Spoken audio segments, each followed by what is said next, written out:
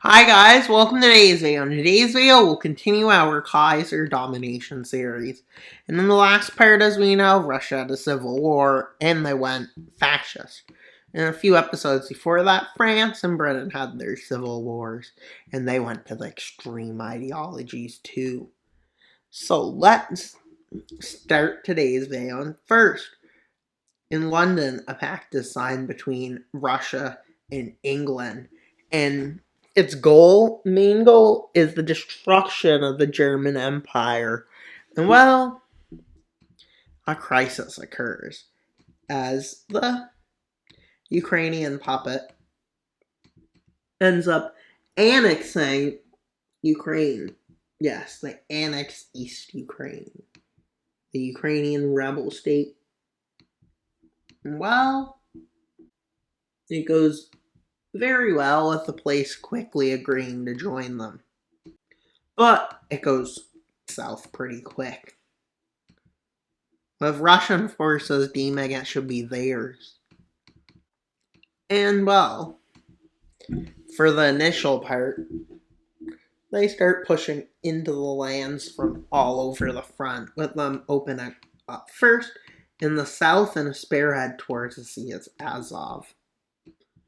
Well, they quickly launch an offensive out here towards Azov to try to cut supply out, making it harder to get in, and they move in from the south here.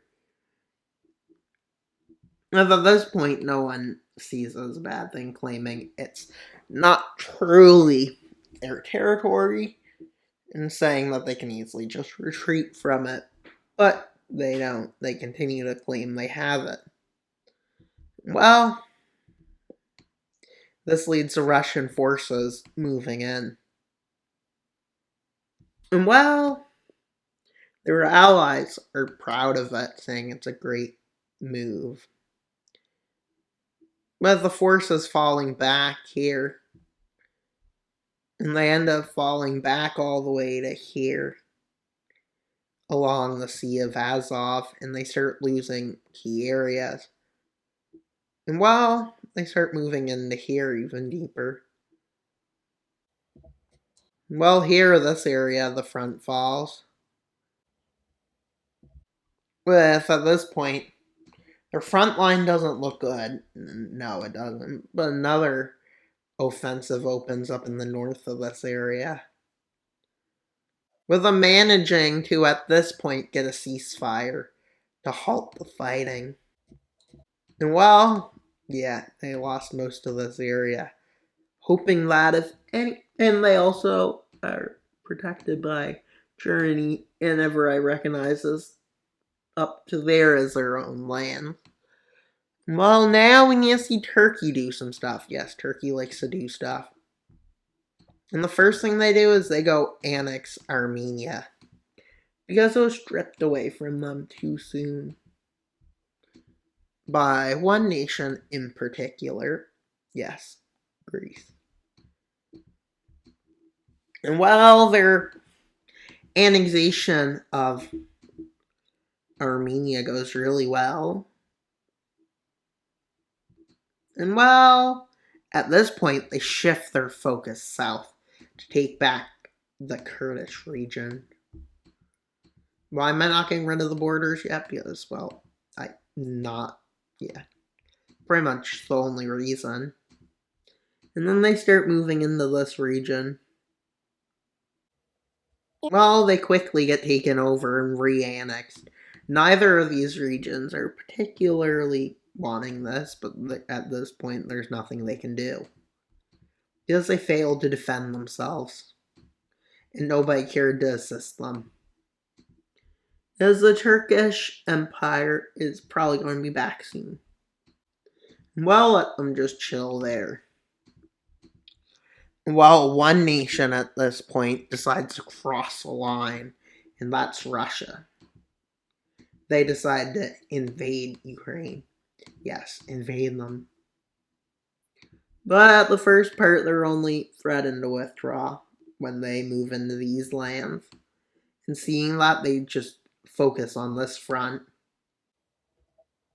And well, they manage to take over all of this. And with this, they cross the line. They start attacking key territories and crossing over. And they head towards Kiev. And they even start moving into the Crimean Peninsula. And with this, they move north through the peninsula and start moving into the southern part. And at this point, one nation's had enough. And the nation we're talking about, well, that's Germany. They've had enough, and they intervene with their whole alliance. Yes, the whole alliance. The whole alliance intervenes, including areas into the Baltics. And with this, Russia ends up put on the defensive, with them being cut off here from the two fronts, and they withdraw all the way to Crimea because it's a defendable territory. And up here, they get pushed back into the areas that want to join. And well, you know what? Belgium didn't get the message. And at this point, in the German intervention, they decide to cross into Russia. Where do they do that from? Well, the Belarusian puppet. And they cross about to here. Well, this sends a message, a strong message. But only one problem. England and France decides to intervene, despite only one of them being in the alliance. Well, let's see the initial front here start to... Not initial front per se, but they start an invasion into Belgium. Yes, Everai likes to invade Belgium in this series. And they quickly get pushed back, and quickly Brussels gets taken over, along with this puppet collapsing, and a front in on Germany is created, with their territories with them quickly occupying these lands, and against Italy they quickly cross to occupy a safe territory. And at this point we see Turkey decides time to go against the Balkans. What a surprise. When's Turkey never not going against the Balkans? Well, there's definitely examples of that, but let's not mention them. And well, now Bulgaria and Greece is at war. I mean, they did take over a bunch of their land. And Turkey's also revanchist. Yes, they're surrounded by enemies. And some territories being almost impossible for them to take over. With them moving down into here. This is the furthest they can advance in this direction, so they start moving in the directions they can advance in. Well, they start taking lands back from Greece.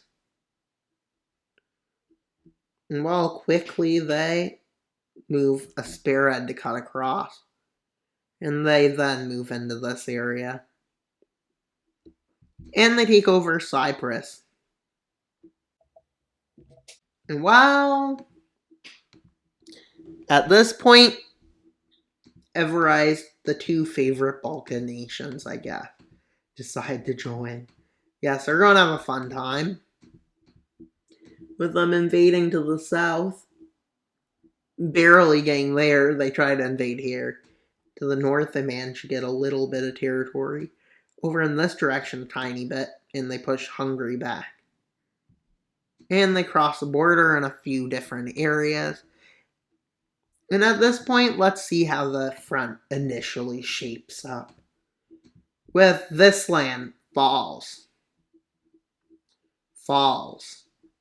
Yes, they fail to occupy any land. The Romanians and Serbians, they fail to occupy and keep anything under their hold. And well, with them quickly being overran by Hungary and Bulgaria. Yes, quickly. with them getting split in half, Romania, and getting pushed back. And without surrendering, they start getting pushed back here.